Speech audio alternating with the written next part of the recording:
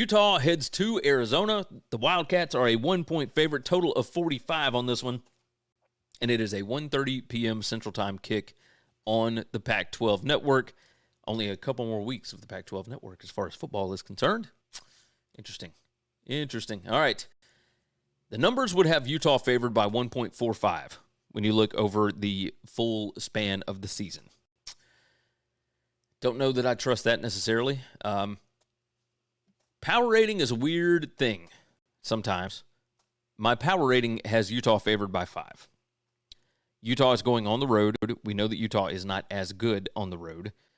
Arizona had to they played around a little bit with Colorado last week. They had been looking a whole lot better, and then they just did not look very good against Colorado at all. They don't run the ball much. Arizona does not on offense. And yet they're number 5 in rushing success rate. They are number 27 in PPA per rush.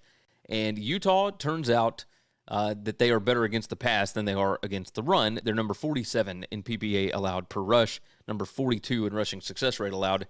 I don't think we have to worry too much about explosiveness with these two teams. But, I mean, obviously we'll see. Who knows in this spot?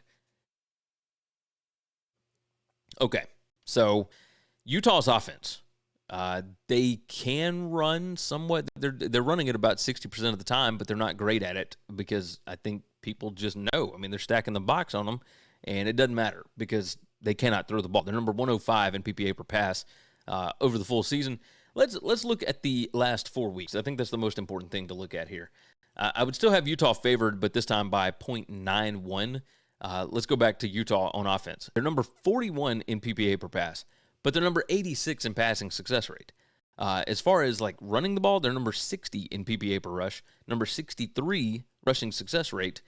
Again, we're not going to have to worry about explosiveness because both of these teams either they're not explosive or their defense is pretty good at stopping explosive plays. So like we'll see about that. When it comes to 5 factors plus talent rank, I mean Utah's number 33, Arizona's 34. These teams are about as even as you could possibly get on this. The most impressive thing to me about what Arizona has done is they are number 12 in the country in second half point margin. That shows a team that makes really good adjustments. Utah has actually gone down. They were number 41, 3.4 or plus 3.4 points in first half point margin, and they are down to number 45 in the second half at plus 2.2. Yeah, Jed Fish and his coaching staff make really good adjustments at halftime. Like, they are really good in the second half. PPA margin over the past 4 weeks, Arizona is number 38, Utah is number 85. There are certainly things that would lead you to believe that Utah could stay in this game. Utah, always good in the Pac-12. I mean, they just always are. But there were some things that had to go right for them last week for them to be able to cover that number against Washington. And I don't see it. I know that there's a lot of people that are on Utah this week, at least people that I know. I am going the opposite way. I'm going to take Arizona. I like Arizona this week. I think at home, I think they're going to be fired up. If I'm not mistaken, there is still a possibility that Arizona could get to the Pac-12 title game. They need a lot to go right, but yeah, that's the way that I'm leaning on that one.